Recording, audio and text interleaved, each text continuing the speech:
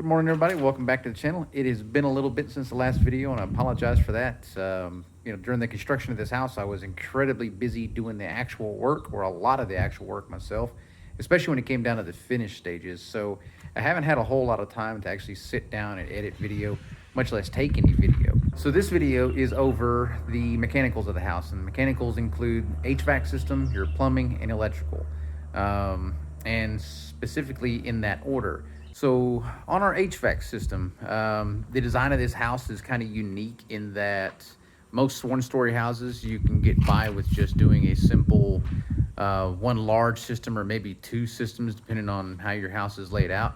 Our house, we had to do two systems, and it is a one-story house. But the reason we had to do two systems is the house is split basically into two sections. So the section on this side has all of our kind of daytime rooms, I would call them. So it has our office, our living room, the kitchen, garage, pantry, those kind of things. This side of the house has all the bedrooms, with the exception of, I guess you could call the fourth bedroom, which is really our office. But for the most part, this end of the house is occupied during the nighttime, and that end of the house is occupied during the daytime. So having two different AC systems is kind of beneficial so that I don't only have to run one half of the house during the day and one half of the house during the night. And the same thing goes in the wintertime. I only have to run one furnace on one side or one furnace on the other side, depending on what time of day it is. So the other reason I had to go with two systems is simply because there is no way to get ductwork from one side of the house to the other. And that's because the whole house is split down the middle right here with our living room. And the only place for anything to cross over is right through here. There's a landing on the other side of that wall there that's about 2 foot high and about 2.5 feet deep. It's enough room to get electrical and water through, but not nearly enough to get all of your ductwork and returns through that area there. So there was no way that was going to work out. So like I said before, with this house, we went with two different systems. They're both train systems, 3.5 ton units, and 16 SEER systems. Now I say 16 SEER systems because not every component is 16 SEER. Let me show you what I'm talking about. So this is a compressor for our bedroom side of the house. Now, like I said, this was a 16 SEER system, but not all the components are actually 16 SEER. Let me show you this. So if you look right here, efficiency rating is 14 SEER.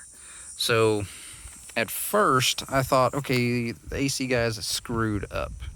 But come to find out, that wasn't the case. So I made a call to a buddy of mine back in Houston that does big commercial work for an AC company.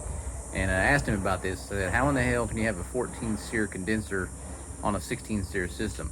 Turns out it is possible. If there's any questions on the system that you have and you question its efficiency rating, ask for your AHRI sheet. That sheet will tell you for this combination of compressor, condenser, and furnace what your total system's efficiency is. And yes, it is possible to have a 14 SEER components in a 16 SEER system.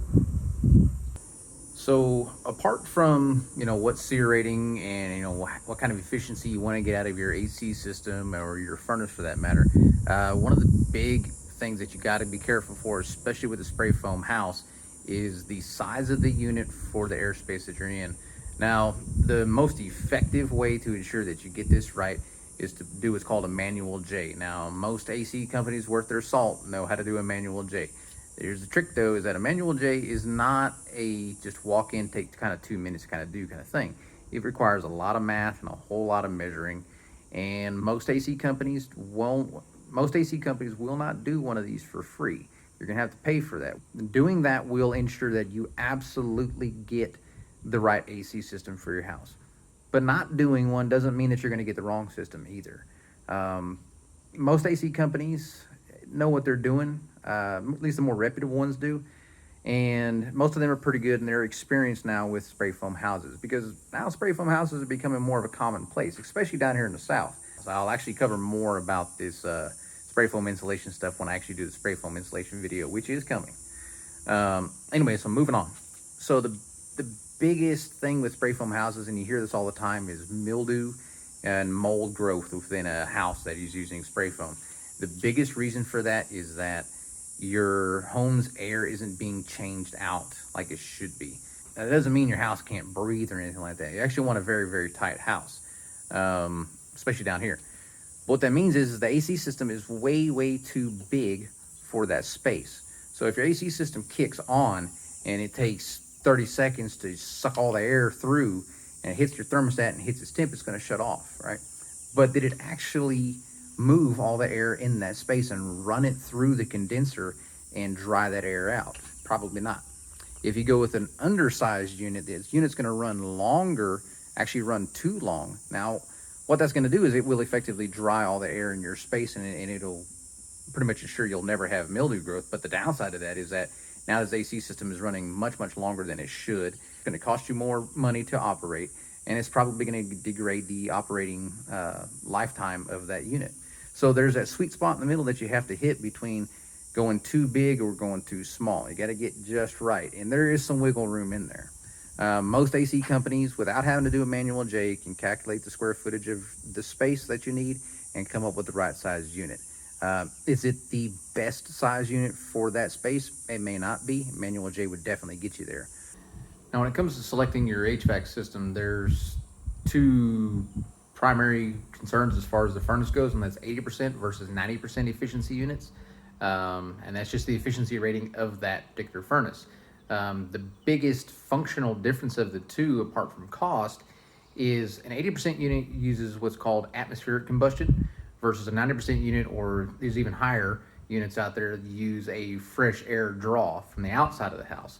With a spray foam house, this is particularly critical.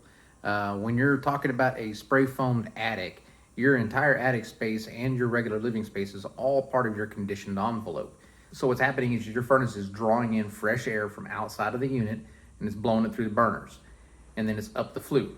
Well, if it's in a very small restrictive space, it's going to, you basically exhaust all of that fresh air inside of that space, and it's going to start looking for other places to draw it from, which causes what they call air infiltration. So this air is either going to come from within your living area, or it's going to come from outside the house. If it's coming from outside the house, now you're drawing in more unconditioned, hot or cold air for that matter, and more likely than not introducing more humidity into your living space, something you don't want. The other problem you can have is, it's kind of connected to air infiltration, is your flue, and you can get what's called, and you can actually cause backdraft. And so what's happening now is, instead of all of your exhaust gases going out the flue like they're supposed to, it's drawing in fresh air through that flue, and it's forcing all of your exhaust gas into your air conditioned space, which anybody that knows anything about carbon monoxide means that this could be an extremely dangerous situation. So if you have a spray foam attic and you're using an 80% unit, you must have the adequate airspace inside of that attic. The math for this is pretty simple. It's 50 cubic feet per 1,000 BTU. So if you're using a 64,000 BTU furnace, you need approximately 3,200 cubic feet of airspace for that furnace to reside in. Otherwise, you need to find some other way of drawing fresh air to that area, whether that's build a box around it and vent that to your attic through a regular attic vent, or you need to step it up and go to a 90% unit and use that instead. All right, so moving on to the next trade, and that was plumbing.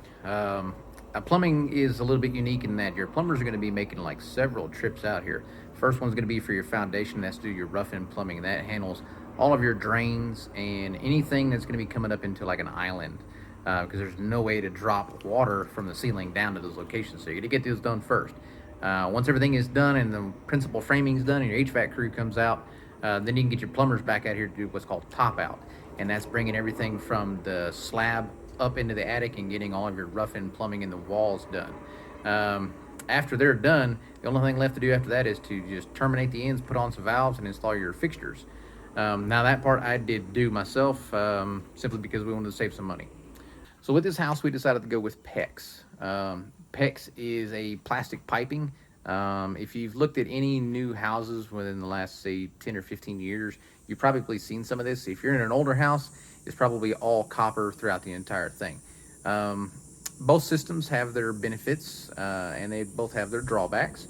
But for the most part, the industry is pretty much going Pecs everything now. So one of the biggest benefits to going with Pecs is the ease of installation. Pecs comes in a large roll, usually in a box, links anywhere from 50 to 100 feet or so, and you can run that stuff from one end of the house all the way to the other without having to do a single connection. So for the installer, that's a real benefit and a huge time saver, and you as the builder get to save some money on the labor costs. The other big benefit to this stuff is that if you have to do any repairs to it, the repairs are super simple. So right out of the gate in this house, I was putting in some shelves in our pantry, and I sent a nail through the wall and right through a stinking PEX line. And I didn't notice it for probably about an hour or so because it was a very, very small leak. But I noticed that the backside of my slab was soaking wet on the other side of the house. And that's when I realized I sent the nail through a line. Now, the hard part about that was I had to go through the drywall to get to it. But the easy part was once I located where the break was at or where the pinhole was at, I just cut right on that pinhole, and then I got a shark bite connector, slipped it in, problem solved. Now, if I had had a copper line, would the nail have gone through it? Possibly. I mean, it may have just skipped off of it. But if it did go through it with a copper line inside of a wall like that, especially with a spray foam wall, sweating on a coupler is going to be very, very difficult and dangerous to do. There's some fire hazard issues here, and that's something that you got to also look out for if you're doing a spray foam house is you really don't want to be mixing fire with spray foam. It's not a good thing. So another benefit of PEX is that it isn't as susceptible to freezing and bursting like copper is. Now down here in South Texas, that isn't much of a concern unless you've got an exposed copper line outside of your house somewhere. Or right up against an exterior wall that may not get much sun, you might have to worry about it there. But in general, we don't get freezing temperatures like that down here. Now up north, yeah, you're gonna have to worry about that. So this is where PEX really shines. I don't know the specifics about how much it can take, but there is a really good video for this if you want to get a little more information and see firsthand how strong a PEX line can be, and PEX fittings for that matter. That is a video by a gentleman by the name of Matt Reisinger. Matt Reisinger is a custom home builder in the Austin area, just north of me, and he builds very, very high-end homes. But the guy is super knowledgeable about every trade that goes into it, and excellent videos. So I'll leave a link down in the description to the video for his PEX versus copper video. It's really good if you have any skepticism about PEX lines, or maybe you're just one of them old school guys that has only ever dealt with copper lines. Go check that video out. You will not be disappointed, and it may change your mind on PEX. Now, as far as running PEX goes, you can do it one of two ways. You can run everything through your slab, pre-pour, and then come up through your bottom plate. The downside to that, though, is that God forbid you have an issue in that line. You're never going to be able to fix it inside the slab without doing some cement work. And you really don't want to be doing that, especially if your floors are finished. Now you're going to have to go through tile or wood or whatever to fix that. So that's not a good day. So further down the installation, once all of the lines are ran, the connections for PEX are quite different than copper. With copper lines, you're pretty much going to be sweating on every fitting, which means a propane torch and solder. And I mean, this makes for a very, very strong connection. But when you're dealing with a spray foam house, anytime you're going to be working near spray foam, you do not want to get a flame on that stuff. So most contractors, when they do PEX, they're going to use a compression fitting. These fittings are kind of interesting. It's just a plastic collar that slips over the PEX line, and then they use a tool that expands that fitting, and then they slide that over their connection, and then that fitting shrinks back down and makes a very, very secure connection onto that fitting that they're attaching to. Now, once they do the bulk of the connections and they got all the runs ran down to where they need to go and need to be terminated at your appliances, there's two different ways you can go here as well. You can do PEX all the way out to the end fitting where a valve would be placed, but more commonly you see these areas transition to copper. So they have pre-made copper fittings shaped kind of like a J. The end of it's already capped, and the other end of it just connects to that PEX line using that compression fitting. Then once your drywall and everything is done, your plumber comes back in, cuts off the end of that line, and then either sweats on or uses a compression valve fitting on the end of it. I did all of the trim out work for our plumbing to include finishing off all of these valve ends and the plumbing fixtures and everything else, and I chose to go with compression fittings simply because they're easier to use. I don't have to worry about trying to fumble around with a torch and solder back in there. They're a little bit more expensive to do, but I find them easier to do. Not as prone to leaks, I would say. And if you do have a leak in one, generally all you have to do is just crank down on that fitting a little bit more. If you're doing sweat fittings, if you got a leak in one, I mean, you can probably try to re-sweat it and see if that works. More often than not, you're probably gonna have to take that fitting off, clean it, and then stick the fitting back on and do your work all over again. So once all of the rough-in plumbing was done and they were ready to start their in connections, or at least do the stub outs, plumbers got to work and started putting in the copper fittings on the ends and securing those in place. Most of that went pretty well. There weren't really any issues there. Now, one place that they did run into a problem was our toilet flange in our guest bathroom. The flange, or the pipe that was coming up through the slab, was actually about 2 inches further away from the wall than it should have been. Well, it's a pretty common thing, come to find out. And the fix for it isn't all that difficult if it doesn't have to move too terribly far. If you're moving 2 to 2.5 inches, they can just do what they did here, which was hammer out a little bit of the concrete in the direction that it needed to move, and then they have an offset toilet flange that's made specifically for this. So once they get it all cleaned out and they clean out a little bit of the PVC pipe on that one side, they just use PVC cement and they weld that flange right into place like they normally would, but it just shifts it over a little bit. Pretty simple. One other area that was also a bit of a problem was the tub in the spare bath. Issue here was that they didn't have enough room to work with and get that drain into the bottom of it, and that was because the box that was placed in the floor when they did the pour was too far over, and they just couldn't get the connections. So we had to pull the tub out, which wasn't all that difficult, and then we had to jackhammer and then saw through some of the rebar to open up that area. Once that was done, we popped the tub back in and they were able to make their connections just fine. And then they had some cement with them because they anticipate these kind of things. And then they just poured some regular bagged cement down inside there and sealed it all right back up. And as of now, we've been using the tub pretty much regularly and haven't had a single issue with it. So no problems there. So the last area of concern for you, and not so much your plumber, is your water softener and your water heater. Now, when it comes to the types of different softener systems out there, there's water softeners and there's water conditioners. I decided to go with a water conditioner by a company called Aquasauna. The system's kind of unique. It doesn't descale the water and strip off the hard water deposits. What it actually does is it treats those hard water deposits in a way that it causes them to not stick to anything, and it won't cause scale buildup inside of your appliances or inside of your lines. Another benefit to the system is that you don't have to worry about discharging any kind of that brine solution out anywhere. The system just passes right on through your regular plumbing lines. The jury's still out on how effective this system really is. I still see some hard water deposits or slight staining, especially on some of my stainless steel surfaces, but it's not horrible. It's nowhere near as bad as the rent house we were in. And that place is running off municipal water versus out here we're running off of a large community well. So my water is significantly harder than it was out there, but we don't see the bad buildup of lime and all that kind of stuff like we saw in the other house. So it's definitely doing something. It's a pretty unique system. I'll leave a link down to it below so you can check that out for yourself if you're looking at options. So far, I would recommend it. I don't think it's quite as effective as a true water system is, but it's by far much more maintenance free. These things go for a very long time without having to change the media out or to change the filters out, and they make a bunch of different types of systems for all different kinds of applications. So check that out if you're interested in that. Now, as far as our water heater goes, we went with a propane burning tankless water heater system by Rheem. These things are very efficient. Can really save you a little bit of money. The upfront cost is a bit higher than you're going to find with a traditional tank style water heater, but the cost saving benefits down the line are much better.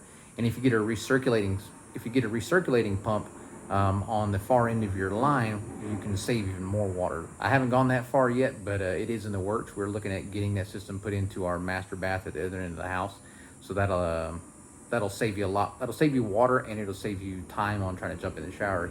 You can effectively just turn the water in and then jump in. So electrical was the last thing to come in. Electrical is pretty straightforward. The only real concerns that you have to worry about when you're doing electrical is where you want your sub panels to be. So on the exterior of the house, you're going to have your meter and your main junction box. Now, your main junction box on the outside of the house is going to house your 220 breakers, and it's also going to house the breakers for your sub panels on the inside of the house. So for our system, all of our power and everything comes into this corner of the house. This is the west side of the house. That's the garage, of course. And then the line runs all the way down and out that direction there. Never mind that conduit right there.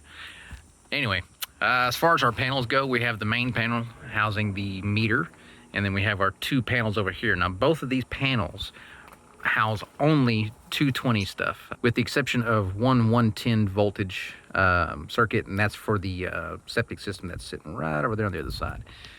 Inside the panels, pretty plain. You know, nothing to them. I have plenty of room here for later on when I want to, if I need to add more stuff into the garage, or more importantly, when I do my shop on the other side of the property out here. When that happens, I actually ran a large, I think 3-inch conduit down through here, and it runs all the way out right through this area here, and it pops out right over there. So whenever I go to put in my shop over there, I've got the conduit already laid, so all they got to do is just pull cable through it. These things go, I mean, pretty straightforward. This over here is my demarcation point for all of my internet and TV services when and if we ever do get a land-based system. Right now, that system is just going up there to an antenna that shoots over to a cell tower that's right through these trees. It's only about 3/4 of a mile away from here, so I've got pretty good reception. The problem is there's just not enough antennas on that tower to feed all the subdivisions out here, so we get throttled every now and then. So this is my server / safe room. So I got the big safe, bunch of crap on it. And then this over here is where all of my low voltage networking stuff is coming down the wall. It is a huge mess right now, simply because I don't have some of the equipment that I need to go ahead and finish this thing out. When that happens, I'll do another video on just that. Anyway, sub panel sitting over here. So this is the sub panel that controls all of the bedrooms and part of the living room and some of the front and back porches. Thankfully, the electricians were nice enough to label everything quite well. Not everything's on it, but the vast majority.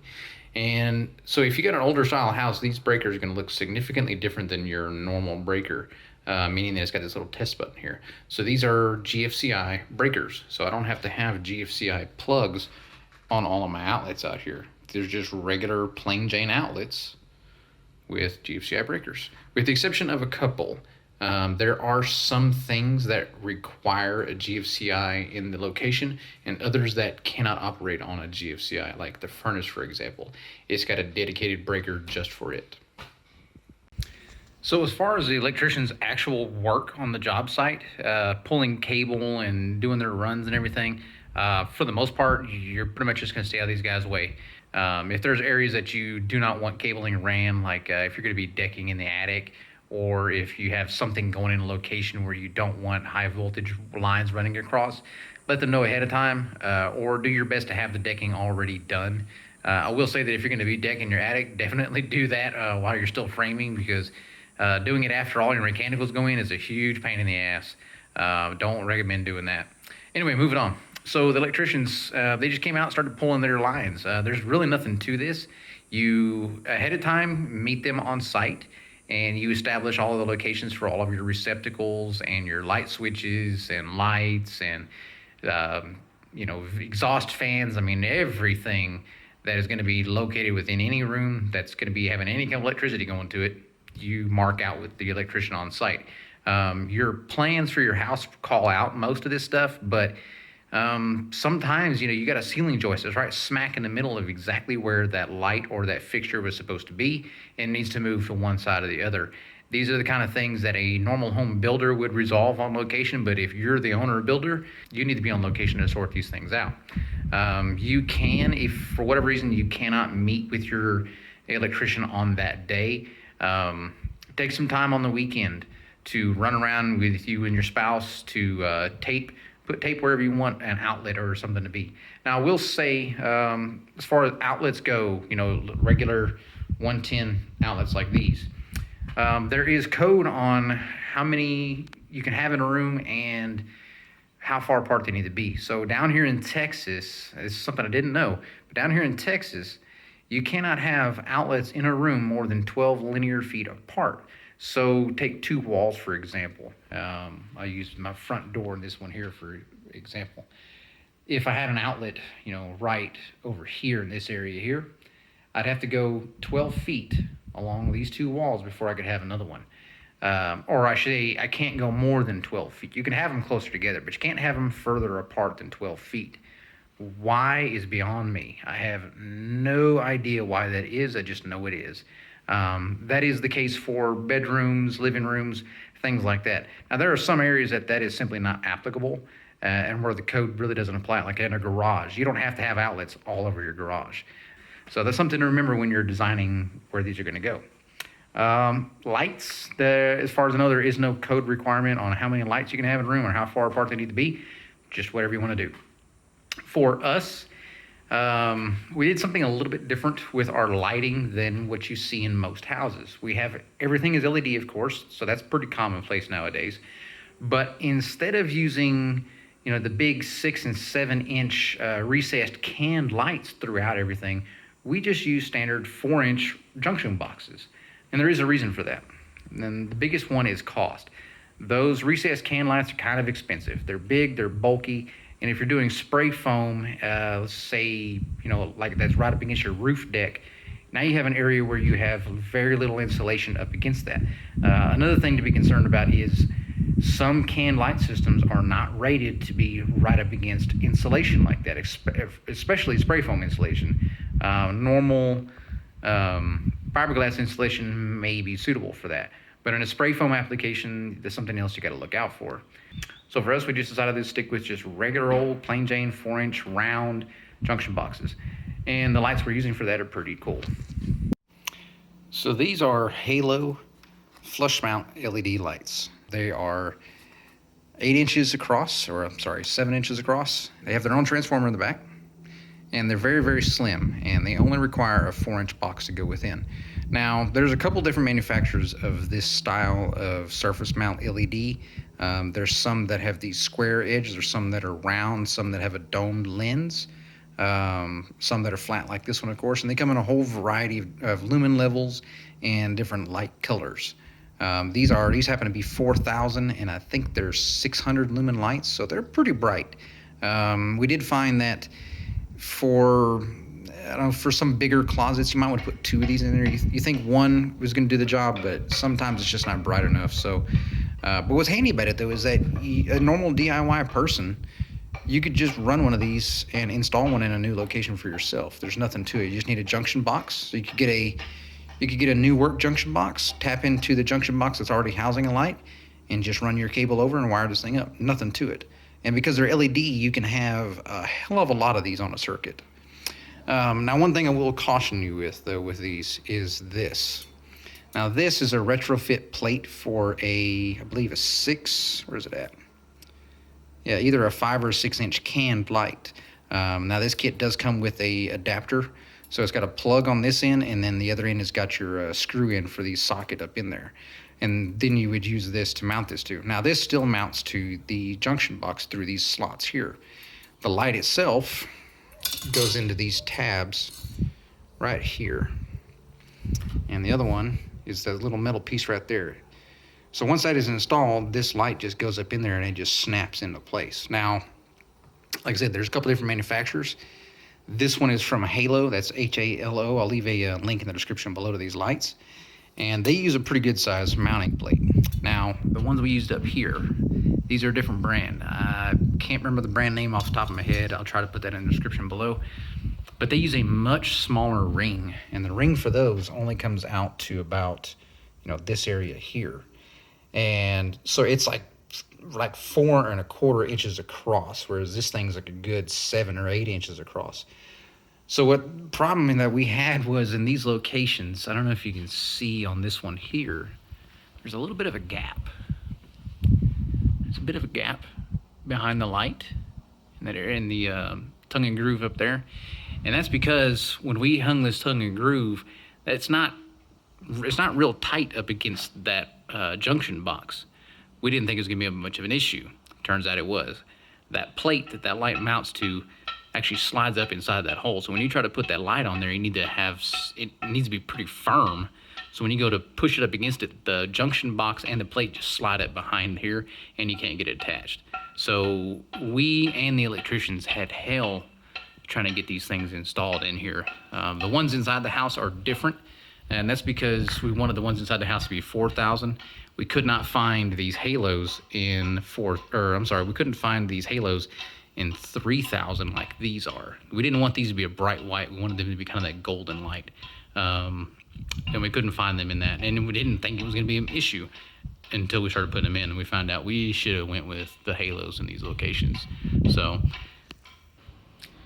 one of the other benefits of using standard 4-inch junction boxes over the recessed lights is the flexibility to put whatever the hell we want on these things later on. If for whatever reason we want to put some pendant lights, or we want to put, I don't know, hang a damn chandelier from them, I don't know, we can do that, assuming that the box can handle the weight, of course. But if you have recessed lights in a room, there's some things you cannot mount to those things, simply because recessed or the canned lights are significantly bigger. At least most of them are. And some lighting fixtures, the pedestal or the pendant base for it may not cover that whole gap. So you'd have to come up with some kind of solution to hide that, and then figure out how the hell to get it mounted. So with these 4-inch boxes throughout the house, we don't have to worry about that. So apart from just your basic wiring and the difference of us using these 4-inch junction boxes throughout, the wiring job for this house is pretty straightforward. There wasn't really anything that came up when the electricians were here that caused any concerns. Now, I will say that having these really high ceilings did make life a little interesting for the electricians. I did have scaffolding in place in the living room, but not on the porches. So when it came to doing the porches, it was either take down the scaffolding, which I really didn't want to do, or the electricians had their own ladders. And they had some really, really big ladders and were able to get up there without any problem. Anyhow, so apart from that, the electricians, like I said, a very, very simple job. There weren't any major issues. You know what? I take that back. The only real issue that we had, and this is something that just came as part of my inexperience, was the demarcation point for all of the electrical stuff. You know, where does it come into? Originally, I wanted this on the other side of the house, kind of away from the corner that it's at, because I didn't want it too close to the street. And really, that was just for aesthetics. You know, I wanted everything back off to that corner where the AC unit was going to be. I wanted this corner of the house to be nice and clean, because we are thinking about extending this porch around to the garage apron, wood deck, of course, not cement. And I didn't want to have to deal with those electrical boxes being there in the way or having to look at them. So that's where I wanted to go. Well, come to find out, the location of that box is more determined by CPS, or our case CPS, but your main electrical provider. They're the ones that kind of determine where that needs to go. And the reason for that is where the meter is going to go. So if they can't get a read on the meter from the street, because everything now is done wirelessly, then they're going to put the meter at the street. We didn't want that. So the electricians kind of brought that up. They says, is that where they approved it to be? And I had no idea what they were talking about. So I had to call CPS and confirm where they wanted it at, and they wanted it on this corner. So we went ahead and did that. Wasn't that big of a deal. I'd rather have it on this corner than have to have a meter out on a pole out there on the street. You know, there's already enough stuff out there on the street that I don't want to see. I don't want to add one more thing to it. So that's something to think about when you start this part of your house. Anyway, guys, that is it for this video. For the most part, the contractors know what they're doing, and assuming your plans are good and everything's spelled out on there, there shouldn't really be any big concerns that you as the homeowner / builder would have to sort out. There's going to be some locations that are going to come up that you may need to change. Sometimes on your plans, this location looks good, but once you get your framing up and you start moving into these stages or these different trades, things look a little different to you, so you may need to move something. I will say you definitely don't want to start adding a whole bunch of stuff, because that's going to cost you. But for a simple move before they've installed anything is not going to be an issue for the most part. But like I said, these 3 trades you're pretty much hands off, with the exception of locations of some things, registers, returns, outlets, lights, those kind of stuff. The simple decisions. The hard stuff is the stuff that the licensed contractors in here are doing, and they handle all of that stuff for you. So anyway, guys, I hope you enjoyed this video. If you have any questions or concerns, gripes or complaints, leave them down in the comments below. If you haven't done so, make sure you hit that like button, subscribe button, hit the little bell. Granted, that bell may not be going off all that often right now. Well, let's hope that changes. Anyway, guys, thanks for tuning in. We'll see you guys next time.